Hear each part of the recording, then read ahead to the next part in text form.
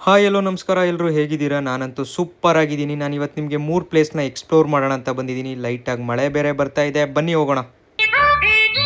ಬೆಳ್ಳಿ ಮೋಡ ಹತ್ತೊತ್ತ ಬಡತನ ಸೋಡುತ್ತ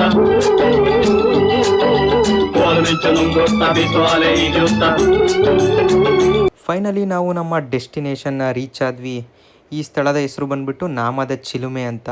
ಈ ಸ್ಥಳ ಏನಕ್ಕೆ ಪ್ರಸಿದ್ಧ ಅಂತ ಅಂದರೆ, ಹಲವಾರು ವರ್ಷಗಳ ಹಿಂದೆ ಸ್ವತಃ ಶ್ರೀರಾಮನೇ ಸೀತಾಮಾತೆನ ಹುಡ್ಕೊಂಡು ಇಲ್ಲಿಗೆ ಬಂದಿದ್ರಂತೆ. ಇದು ಪ್ರತಿ ಸೋಮವಾರ ರಜಾ ಇರುತ್ತೆ. ಯಾರಾದರೂ ಪ್ಲ್ಯಾನ್ ಮಾಡಿಕೊಂಡ್ರೆ ವಿಸಿಟ್ ಮಾಡೋಣ ಅಂತ ಸೋಮವಾರ ಬಿಟ್ಟು ಬೇರೆ ದಿನಗಳಲ್ಲಿ ಪ್ಲ್ಯಾನ್ ಮಾಡ್ಕೊಳ್ಳಿ. ಹಾಗೆ ಎಂಟ್ರೆನ್ಸಲ್ಲಿ ಇಲ್ಲಿ ನೀವು ಟಿಕೆಟ್ ಕೂಡ ತೊಗೋಬೇಕಾಗುತ್ತೆ. ಮಕ್ಕಳಿಗೆಲ್ಲ 5 ರೂಪೀಸ್ ಇರುತ್ತೆ, ಮಿಕ್ಕಿದ ದೊಡ್ಡವ್ರಿಗೆಲ್ಲ 10 ರೂಪೀಸ್ ಇರುತ್ತೆ. ಸೊ ಇಲ್ಲಿ ಒಳಗಡೆ ಉದ್ಯಾನವನ ಕೂಡ ಇದೆ, ಜಿಂಕೆದು. ಮಕ್ಕಳೆಲ್ಲ ತುಂಬ ಇಷ್ಟಪಡ್ತಾರೆ. ಇದು ಮಕ್ಕಳಿಗೆ ಒಂದು ತಾಣನೇ ಅಂತ ಹೇಳ್ಬೋದು, ವೀಕೆಂಡ್ಸಲ್ಲಿ ಅವ್ರಿಗೆ ಮೈಂಡ್ ರಿಫ್ರೆಶ್ಮೆಂಟ್ಗೆ. ಸೊ ಮಕ್ಕಳಿಗೇ ಡೈರೆಕ್ಟಾಗಿ ಒಳಗಡೆ ಬಿಡ್ತಾರೆ. ಜಿಂಕೆಗೆ ಹುಲ್ಲು ತಿನ್ನಿಸ್ಬೋದು, ಫ್ರೂಟ್ಸ್ ಕೊಡ್ಬೋದು, ಯಾವುದೇ ಥರ ರಿಸ್ಟ್ರಿಕ್ಷನ್ಸ್ ಕೂಡ ಇಲ್ಲ.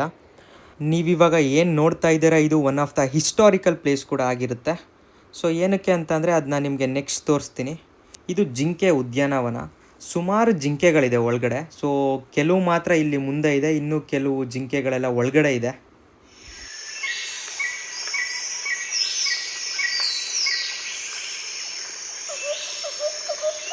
ಅಲ್ಲಿಂದ ಸ್ವಲ್ಪ ಮುಂದೆ ಬಂದರೆ ಇಲ್ಲಿ ಕಾಣಿಸ್ತಾ ಇದೆಯಲ್ಲ, ಇದೇ ನಾಮದ ಚಿಲುಮೆ. ಇದ್ರ ವಿಶೇಷತೆ ಏನಪ್ಪ ಅಂತ ಅಂದರೆ, ಸ್ವತಃ ರಾಮ ಬಂಡೆಗೆ ಬಾಣ ಹೊಡೆದಿರೋದಿದು. ಇಲ್ಲಿ ವರ್ಷದ 365 ದಿನ ಕೂಡ ನೀರು ಬರ್ತಾನೆ ಇರುತ್ತೆ. ಮತ್ತು ಇದನ್ನು ರಾಮ ತೀರ್ಥ ಅಂತಲೂ ಕೂಡ ಕರೀತಾರೆ. ಈ ಸ್ಥಳನ ಏನಕ್ಕೆ ನಾಮದ ಚಿಲುಮೆ ಅಂತ ಕರೀತಾರೆ ಅಂದರೆ, ಸಂಪೂರ್ಣವಾದ ಮಾಹಿತಿ ಇಲ್ಲಿದೆ ನೋಡಿ.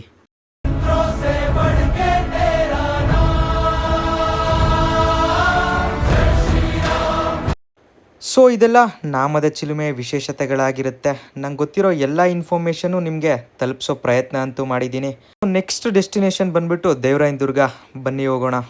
ದೂರ ಇನ್ನು ದೂರ ಕಾಣ ದೂರ ಕಡೆಗೆ, ಮೈಲಿಗಲ್ಲು ಇರದ ದಾರಿ ಹುಡುಕಿ ನಡಿಗೆ.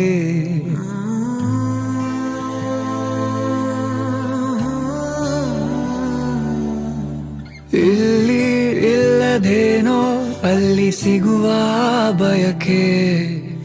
ಫೈನಲಿ ನಾವು ದೇವರಾಯನ ದುರ್ಗಗೂ ಬಂದಾಯಿತು. ಕಾರ್ ಮೇಲ್ಗಡೆ ಹೋಗಲ್ಲ, ಸೈಡ್ಗೆ ಹಾಕ್ಬಿಟ್ಟು ದೇವಸ್ಥಾನಕ್ಕೆ ಹೋಗಬೇಕು ಅಂದರೆ 300 ಸ್ಟೆಪ್ಸ್ ಇದೆ ಗುರು, ಹತ್ಕೊಂಡೇ ಹೋಗಬೇಕು. Hello guys, my new vlog. Please to channel my Sakrapara. ಹುಸಿನ್ಯಾಗೆ ಹುಲ್ಲನ್ಯಾಗೆ ತಿಂಬಕ್ಯಾಕೆ ಬಿಟ್ಟೋಯ್ತಾನೆ. ಕಷ್ಟದ ಹಿಂದೆ ಸುಖವನ್ನಿಟ್ಟು ಕಾರ್ದಂಗ್ ಕೂತು ನೋಡ್ತಾವನೆ. ಕಾರಣ್ಯನ ಕೈಯಾಗಿ ಹಿಡಿದು ಕಾರ್ದಂಗ್ ಬಂದು ಕಾಪಾಡ್ದೋನೆ. ಕಂಡೆ ಕಂಡೆ ಕಂಡೆ ಕಂಡೆ ಕಂಡೆ ನಾ ಕಂಡೆ ಪರಸಿವನ ಕಂಡೆ ಕಂಡೆ ಕಂಡೆ. ಸೊ ಟೋಟಲಾಗಿ ನಿಮಗೆ 2 ದೇವಸ್ಥಾನ ಇದೆ. ಸೊ ಇವಾಗ ನೀವು ಇಲ್ಲೇನು ನೋಡ್ತಾ ಇದ್ದೀರೋ ಇದು ಯೋಗಲಕ್ಷ್ಮಿ ದೇವಸ್ಥಾನ ಅಂತ. ಸೊ ಇನ್ನೊಂದು ದೇವಸ್ಥಾನ ಬಂದುಬಿಟ್ಟು ಕೆಳಗಡೆ ಇದೆ. ಸೊ ಅದ್ರ ನೇಮ್ ಬಂದುಬಿಟ್ಟು ಭೋಗಲಕ್ಷ್ಮಿ ದೇವಸ್ಥಾನ ಅಂತ. ದುರ್ವಾಸ ಮುನಿಗಳು ಇದನ್ನು ಪ್ರತಿಷ್ಠಾಪನೆ ಮಾಡಿರ್ತಾರೆ. ಇದು ಸರಿಸುಮಾರು 1 ವರ್ಷದ ಹಳೆಯ ದೇವಸ್ಥಾನ ಆಗಿದೆ. ಕರಿಗಿರಿ ಕ್ಷೇತ್ರ ಅಂತಲೂ ಕೂಡ ಕರೀತಾರೆ ಇದನ್ನು. ನವತೀರ್ಥಗಳು ಹುಟ್ಟುವಂಥ ಜಾಗ ಇದಾಗಿರುತ್ತೆ. ಇಲ್ಲಿ ನೀವು ನೋಡ್ತಾ ಇದ್ದೀರಲ್ಲ, ಮೈಸೂರು ಮಹಾರಾಜರ ಕಾಲದಲ್ಲಿ ಆಳ್ವಿಕೆ ಆಗಿದ್ದಂತಹ ದೇವಸ್ಥಾನ ಇದಾಗಿರುತ್ತೆ. ದೇವರಾಯ ಎನ್ನುವಂತಹ ಒಬ್ಬ ರಾಜ ಇದನ್ನು ಆಳ್ವಿಕೆ ಮಾಡ್ತಾ ಇದ್ರಂತೆ. ಟೋಟಲ್ ಇದು 13 ಸುತ್ತಿನ ಕೋಟೆ ಆಗಿರುತ್ತೆ.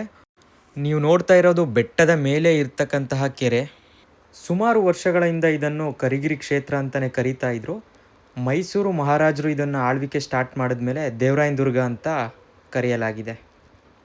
ನೀವೇನು ನೋಡ್ತಾ ಇದ್ದೀರಾ, ಇದು ದೇವಸ್ಥಾನ ಸ್ವತಃ ಬ್ರಹ್ಮದೇವರಿಂದ ನಿರ್ಮಾಣ ಮಾಡಲಾಗಿದೆ ಅಂತ ಇಲ್ಲಿನ ಜನ ಹೇಳ್ತಾ ಇದ್ದಾರೆ.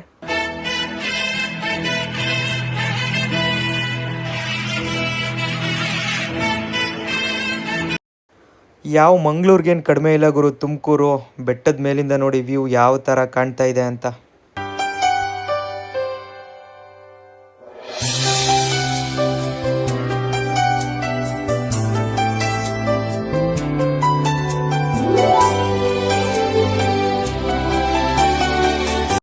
ದೇವರಾಯನ ದುರ್ಗದ ಇತಿಹಾಸದ ಬಗ್ಗೆ ವಿಡಿಯೋ ಇದಾಗಿರುತ್ತೆ.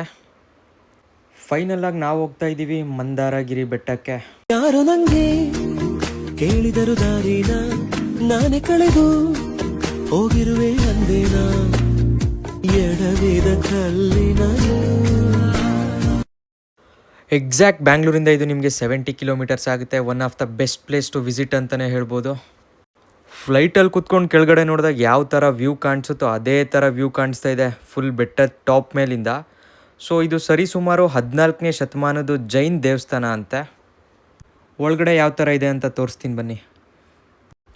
ಇದನ್ನು ಬಸ್ತಿ ಬೆಟ್ಟ ಅಂತಲೂ ಕೂಡ ಕರೀತಾರೆ. ಇಲ್ಲಿ ಒಂದು ಆಶ್ಚರ್ಯ ಏನು ಅಂತ ಅಂದರೆ ಯಾವ ದೇವಸ್ಥಾನಕ್ಕೂ ಡೋರ್ಗಳೇ ಇಲ್ಲ.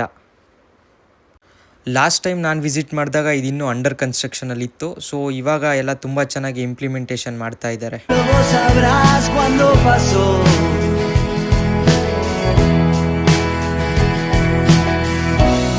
Sos la pluma que se escribe, sos el grito infinito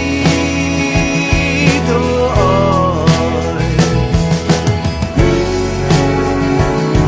ಜೈನ ಧರ್ಮದ ಸಾಧು ಸಂತರಿವರು ಜೈನಿಸಮ್ ಅವರು ಇವ್ರನ್ನ ಪೂಜೆ ಮಾಡ್ತಾರೆ.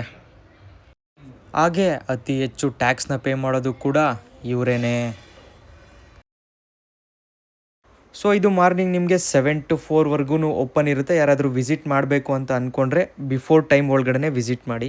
ನನ್ನೊಮ್ಮೆ ಆವರಿಸು ಈ ಬೇಗೆ ನೀ ಹರಿಸು. ಇದ್ರದ್ದು ಕಂಪ್ಲೀಟ್ ವ್ಯೂ ಯಾವ ಥರ ಕಾಣಿಸುತ್ತೆ ಅಂತ ತೋರಿಸ್ತೀನಿ ನೋಡಿ.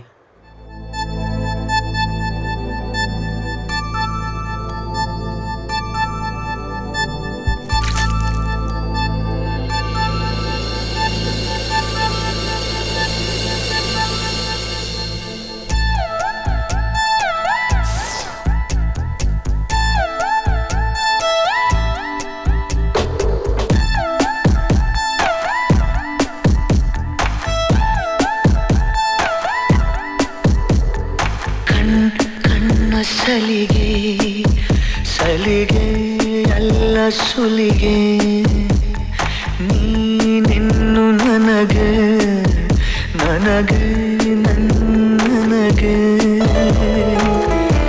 ಥರ ಥರ ಹೊಸ ಥರ.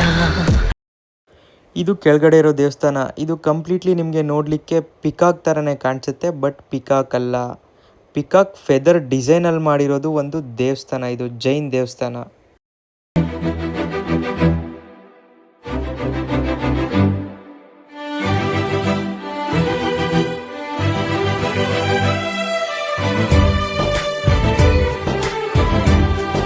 ಇದ್ರ ಬಗ್ಗೆ ಎಕ್ಸ್ಪ್ಲೇನ್ ಮಾಡೋಣ ಅಂದರೆ ಸ್ವಲ್ಪನೂ ನನಗೆ ಜೈನಿಸಮ್ ಬಗ್ಗೆ ಗೊತ್ತಿಲ್ಲ. ಸೊ ನಿಮ್ಗೆ ಯಾರಿಗಾದ್ರೂ ಗೊತ್ತಿದ್ರೆ ಕಮೆಂಟ್ ಬಾಕ್ಸಲ್ಲಿ ತಿಳಿಸ್ಬೋದು.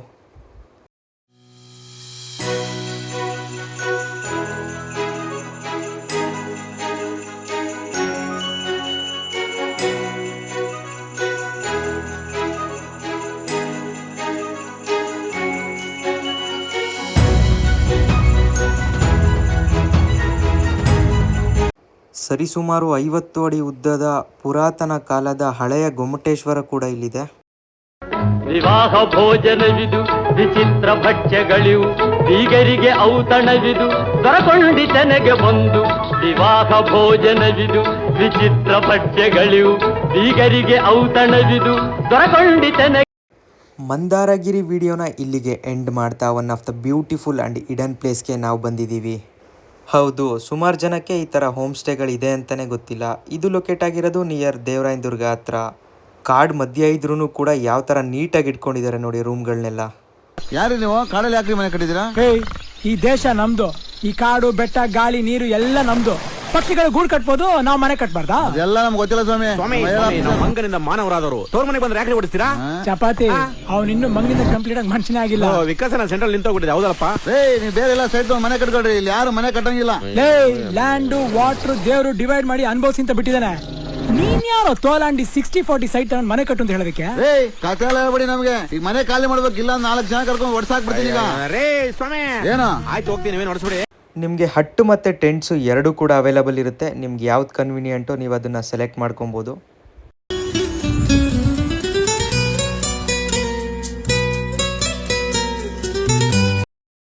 ನನಗಂತೂ one of the best experience in my life ಅಂತಲೇ ಹೇಳ್ಬೋದು. ನಿಮ್ಮೆಲ್ರಿಗೂ ಈ ವಿಡಿಯೋ ಇಷ್ಟ ಆಗಿದ್ರೆ ಲೈಕ್, ಶೇರ್, ಸಬ್ಸ್ಕ್ರೈಬ್ ಮಾಡ್ಕೊಳ್ಳಿ. ಎಲ್ರಿಗೂ ಗುಡ್ ನೈಟ್, ಶುಭ ರಾತ್ರಿ.